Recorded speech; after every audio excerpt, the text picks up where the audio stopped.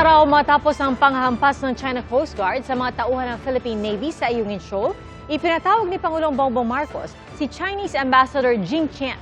Ang Armed Forces of the Philippines, hinamon naman ng China na ilabas ang buong video ng insidente kung saan 2 Pilipino ang nasugatan. Saksi, si Katrina Son.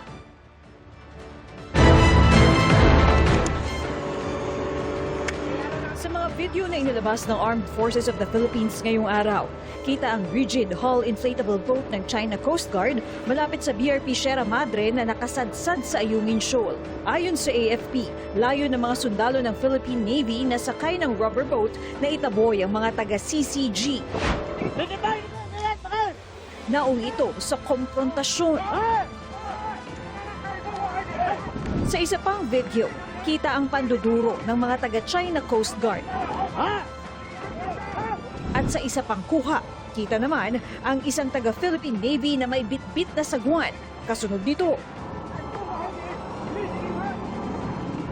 inilabas ng AFP ang mga video kasunod ng alegasyon ng Chinese Embassy na ang mga Pilipino ang unang namalo gamit ang kanilang mga sagwan sa mga tauhan ng CCG. Pinabulaanan ng AFP ang alegasyon, sabay giit na hindi ang kanilang tauhan ang nagsimula ng gulo. Lumala raw ang tensyon ng isnabin ng CCG ang paulit-ulit na abiso sa kanila na umalis. At noong pinalo nila sa ulo ang isang sundalo gamit ang kahoy na baton.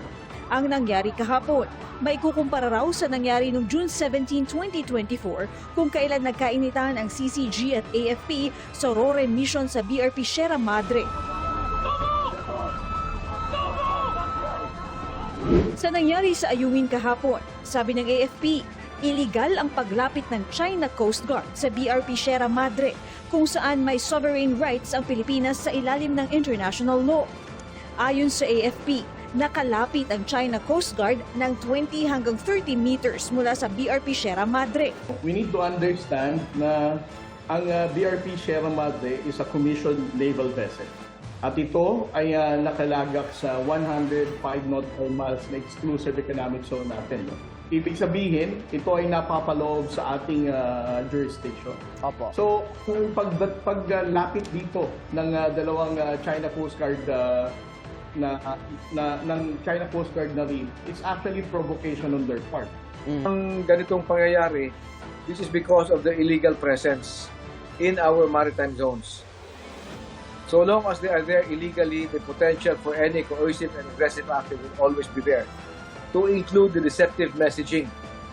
Hamon ng AFP sa China, ilabas ang kompletong video para magkaalaman kung sino ang nagsasabi ng totoo. So what they are showing is a spliced or incomplete version of the video. If they show the full context of the video that they took, it will be incriminated against them. It will be self-incriminating.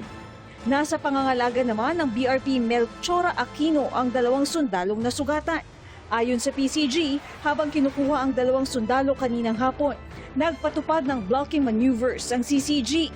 The only violent act and barbaric act na ginawa dito is the China Coast Guard hitting directly the head of our personnel from the Armed Forces of the Philippines.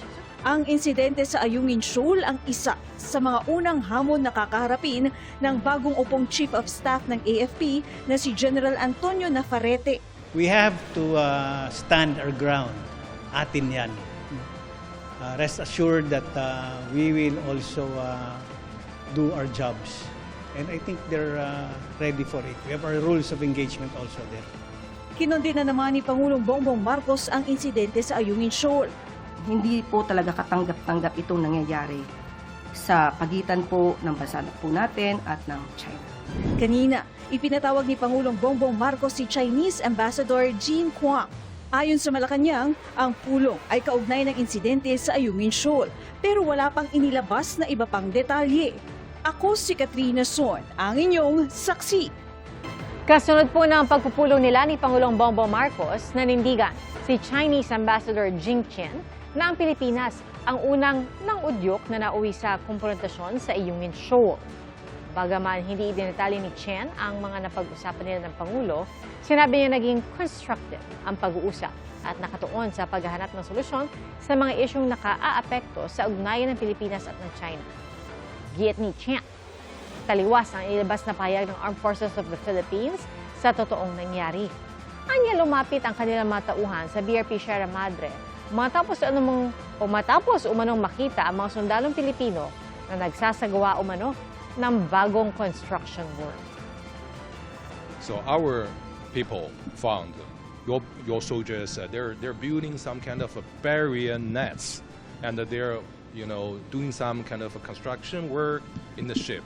So we sent 2 boats to check what happened. Then they send boats and people to challenge us, ask us leave, to provoke or something. Then something happened. So that's the whole story.